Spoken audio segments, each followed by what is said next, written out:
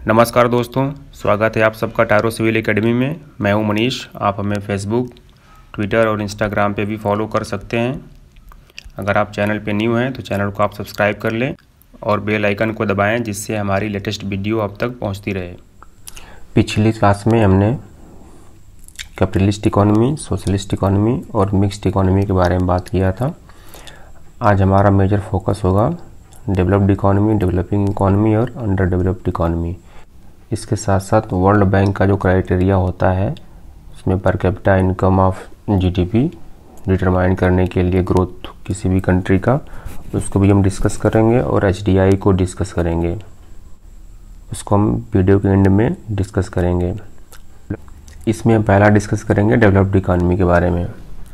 और developed economy is typically characteristics of a developed country with a relatively high level of economic growth, living standard, good infrastructure and stable economy. ठीक है, तो developed economy क्या है? Basically developed economy को हम developed country के नाम से भी जानते हैं, जिसमें रिलेटिवली से मुख्य रूप से हाई लेवल ऑफ जो इकोनॉमिक ग्रोथ होता है, लिविंग स्टैंडर्ड लोगों का अच्छा होता है, इंफ्रास्ट्रक्चर जो लाइक इंफ्रास्ट्रक्चर, बेसिक इंफ्रास्ट्रक्चर आपका क्या है?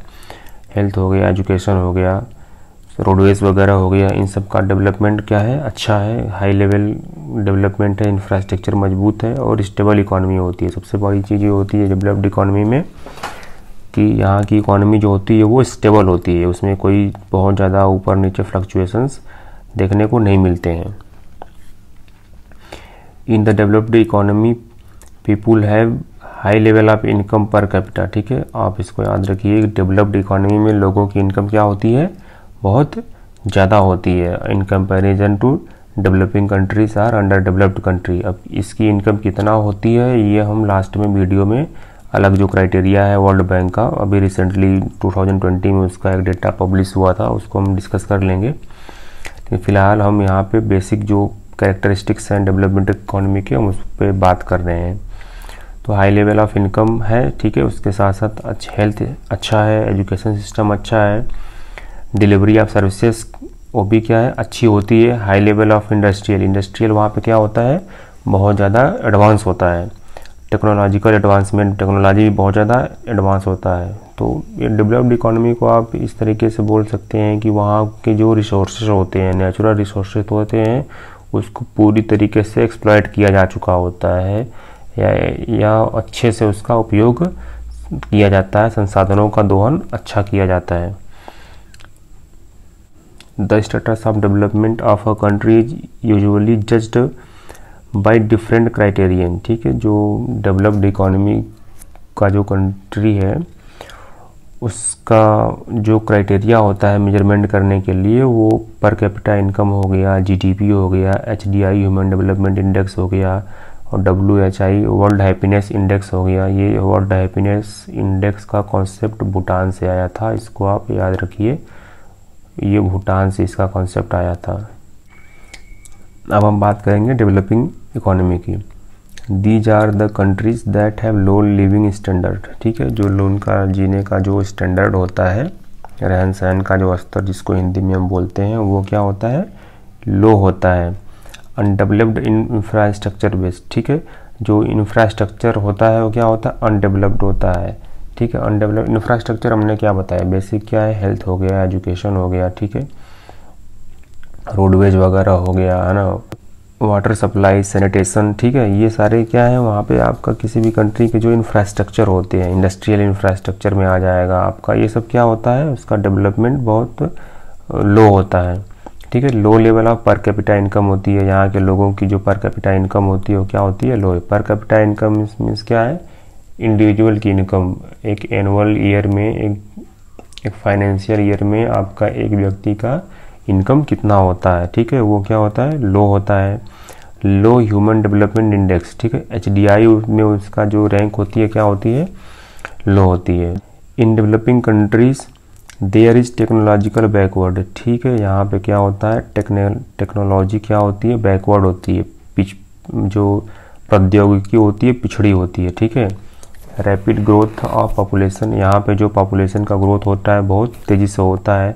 लैक ऑफ रिसोर्सेज, संसाधनों की कमी होती है।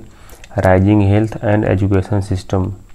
और ये आप बोल सकते हैं कि यहाँ पे जो हेल्थ और एजुकेशन सिस्टम को क्या दिया जाता है, बढ़ावा दिया जाता है या धीरे धीरे उस पर डेवलपमेंट पे काम होता है। ठीक है, lots of opportunities for optimum utilisation, और यहाँ पे बहुत सारी संभावनाएं होती हैं। ठीक है, जो भी संसाधन हैं उनका यहाँ पे यूटिलाइजेशन करने की बहुत सारे संभावनाएं बनी रहती हैं। ठीक है, आप मैक्सिमम से मैक्सिमम जो यहाँ के संसाधन हैं उसको यूटिलाइज कर सकते हैं, वो भी ऑप्टिमम तरीके से। ऑप्टिमम मीन्स मतलब एक आदर्श तरीके से, जैसे कि आप जिस चीज़ को प्रोडक्शन करना है या जो भी सर्विसेज डिलीवरी करनी है उसका जो संसाधन है उसको आप कम संसाधन में ज़्यादा से ज़्यादा सेटिस्फैक्शन लेवल प्राप्त करते हैं। ठीक है, उसी को बोलते हैं optimum utilisation. Optimum utilisation means क्या होता है, आदर्श रूप से किसी भी संसाधन का उपयोग करना। जैसे कि आपको अगर ज़रूरत है 5 यूनिट्स कोई प्रोडक्शन करना है और आपको उसमें 5 यूनिट्स का अगर संसाधन की ज़रूरत है तो आप उतना ही यूज करें, उससे ज़्यादा यूज ना होने पाए। इसी को हम ऑप्टिमम यूटिलाइजेशन बोलते हैं किसी भी रिसोर्सेज के। नेक्स्ट हमारा है under developed economy.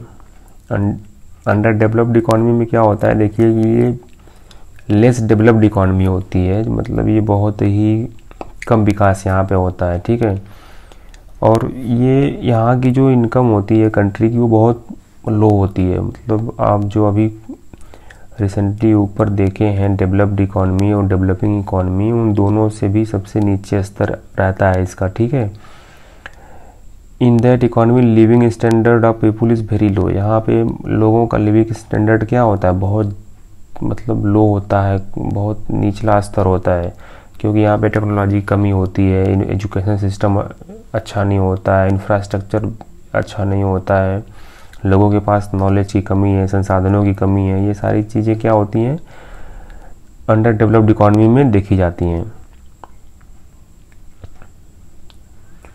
Main characteristics of underdeveloped economies are low level of income. देखिए यहाँ पे क्या क्या होता है, जो अंडर डेवलप्ड इकोनॉमी होती है वो कैसे काउंट की जाती है, उसका बहुत सारे यहाँ पे क्राइटेरिया हैं। जैसे लो लेवल ऑफ इनकम हो गया, मास पावर्टी होती है बहुत ज़्यादा, वहाँ पे क्या होता है, बेरोजगारी होती है। लो लेवल ऑफ प्रोडक्टिविटी, वहाँ पे जो प्रोडक्टिविटी है, उत्पादन क्षमता है, वो क्या होती है, बहुत लो होती है। हैवी पॉपुलेशन प्रेशर, इकोनॉमी में क्या होता है, बहुत ज़्यादा पॉपुलेशन प्रेशर होता है। ठीक है, अर्थव्यवस्था पे प्रोडक्शन लेवल उतना ज़्यादा नहीं है। ठीक है, लेकिन पॉपुलेशन बहुत ज़्यादा है और लोगों में क्या है, बेरोजगारी है, भुखमरी है, हेल्थ इशू उत्पन्न हो रहे हैं, एजुकेशन सिस्टम नहीं मजबूत हो पा रहा है। ठीक है, एग्रीकल्चरल बैकवर्डनेस, ठीक है, कृषि में भी क्या होते हैं, वो पिछड़े होते हैं। हाई लेवल ऑफ अनएम्प्लॉयमेंट, देखिए जब हाई लेवल ऑफ अनएम्प्लॉयमेंट मतलब बेरोजगारी बहुत ज़्यादा होती है। अब चूँकि हैवी पॉपुलेशन प्रेशर अगर है, जनसंख्या दबाव बहुत ज़्यादा है, तो ऑब्वियस सी बात है अनएम्प्लॉयमेंट होना लाजमी है। एंड अनएक्सप्लॉइटेड नेचुरल रिसोर्सेज, और वहाँ के जो नेचुरल रिसोर्सेज हैं वो क्या होते हैं, वो अनएक्सप्लॉइटेड होते हैं। मतलब वहाँ के जो संसाधन है उसका दोहन हम नहीं किए रहते हैं, किसमें, अंडर डेवलप्ड इकोनॉमी में। ठीक है, तो हमने क्या देखा, मेजर 3 इकोनॉमी को देखा, developed economy, under developed economy और डेवलपिंग इकोनॉमी। ठीक है, अब इसको जो क्राइटेरिया है मापने का, वो वर्ल्ड बैंक ने कैसे डिटरमाइन किया था। ठीक है, हम उसको देखते हैं। देखिए वर्ल्ड बैंक 2020 में क्या किया था, grass national income per capita 2020 में पब्लिश किया था। उसमें इन्होंने कुछ कैटेगरी बनाई थी, लो इनकम किसे कहते हैं, मिडिल इनकम जो कंट्री है वो कौन है, अपर मिडिल इनकम कंट्री जो है वो कौन है, उसके बाद में हाई इनकम कंट्री वो कौन है। ठीक है, तो इन्होंने वर्ल्ड बैंक का एक क्राइटेरिया है। ठीक है, वो भी किस पे, grass national income per capita. ठीक है, देखिए लो लेवल इनकम क्या होता है, लो लेवल इनकम में जिनकी इनकम, आप यहाँ पे देखिए एक चीज़ नोटिस करिएगा कि यहाँ पे हम यूएसडी की बात कर रहे हैं, मतलब यूनाइटेड स्टेट डॉलर की बात हो रही है। यहाँ पे जो भी ये इनकम दिखाया गया और डॉलर में दिखाया गया, ये आप मत समझिएगा कि रुपीज़ में है, ये डॉलर का अकाउंट हुआ है, रुपीज़ में आप उसको जो करेंट एक्सचेंज रेट है उस पर आप कन्वर्ट कर सकते हैं। तो लो लेवल इनकम में क्या है, ऐसी कंट्री जहाँ पे लोगों की इनकम क्या है, $1036 से भी क्या है, कम है। ठीक है, ऐसी कंट्री को हम लो इनकम कंट्री बोलते हैं। उसके बाद जो वर्ल्ड बैंक का दूसरा क्लासिफिकेशन है वो है लोअर मिडिल इनकम। ठीक है, लोअर मिडिल इनकम में जो उन्होंने क्राइटेरिया बनाया इनकम का, वो बनाया 1036 से $4045। ठीक है, मतलब जिनकी भी GNI पर कैपिटा, जिस कंट्री में लोगों की GNI पर कैपिटा 1036 से 4045 है, उसको हम लोअर मिडिल इनकम ग्रुप में रखते हैं। और एक चीज़ यहाँ पे आप नोटिस करिए कि आपका जो इंडिया है इसी में आता है।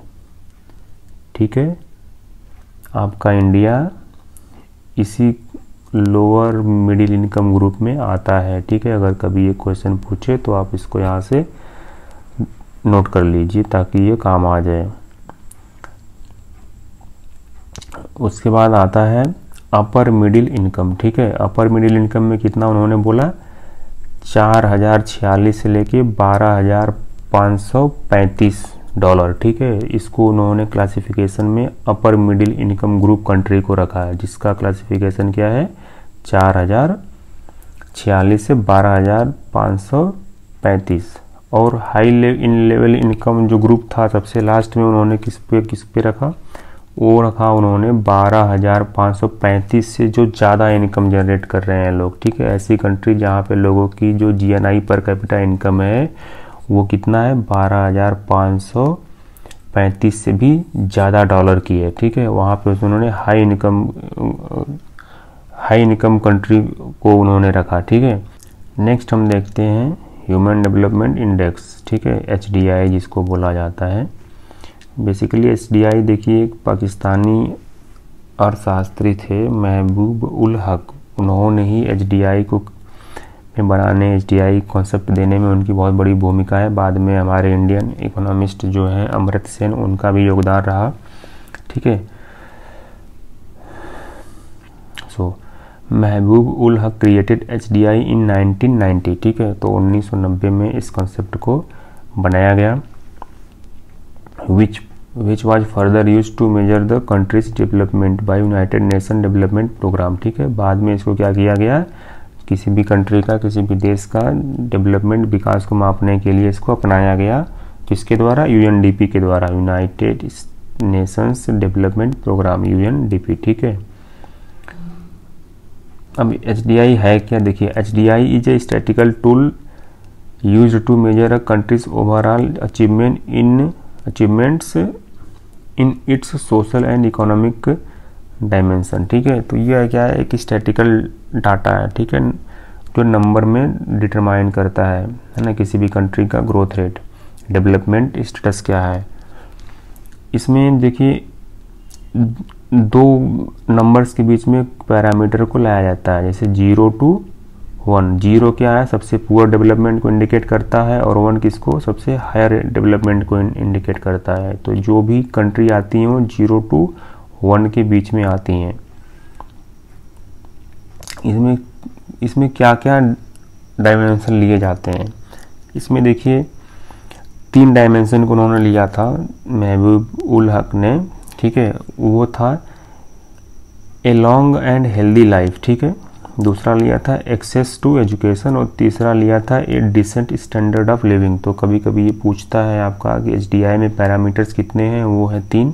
आप इसको याद रखिए, हेल्दी लाइफ होना चाहिए, सभी को एजुकेशन एक्सेस होना चाहिए, और डिसेंट स्टैंडर्ड ऑफ लिविंग होना चाहिए। ठीक है, तो इसमें देखिए a long and healthy life जो मेजर्ड की जाती है वो लाइफ एक्सपेक्टेंसी के माध्यम से की जाती है। हम इस पे कभी लेक्चर बनाएंगे HDI पे विस्तृत रूप से कि इसमें कौन कौन से चीज़ें आती हैं, लाइफ एक्सपेक्टेंसी कैसे मेजर की जाती है। ठीक है, इसको हम अलग से वीडियो में कभी बना देंगे, लेकिन फ़िलहाल आप एक जनरल टर्म में इसको समझ लीजिए, लाइफ एक्सपेक्टेंसी के द्वारा। इसके बाद सेकेंड है access to education, measured by expected years of schooling of children at school entry age and mean year of schooling of adults population। ठीक है, इसमें 2-3 चीज़ें शामिल की जाती हैं। ठीक है, इसमें एक्सपेक्टेड ईयर स्कूलिंग शामिल की जाती है चिल्ड्रेन का, ठीक है, वो भी कब, इस शुरुआती स्तर पे। और जो स्कूलिंग होती है एडल्ट पॉपुलेशन की, उसका मीन ईयर ऐड किया जाता है। और थर्ड में होता है ये डिसेंट स्टैंडर्ड ऑफ लिविंग, इसमें measured by gross national income per capita, ठीक है, इसको हम ग्रॉस नेशनल पर कैपिटा के माध्यम से इसको क्या करते हैं, मेजर करते हैं लाइफ स्टैंडर्ड को, लिविंग स्टैंडर्ड को। तो आपको HDI में मूल रूप से 3 चीज़ें आपको याद रखनी है, हेल्दी लाइफ, एजुकेशन और लिविंग स्टैंडर्ड, ठीक है। So thank you all of you.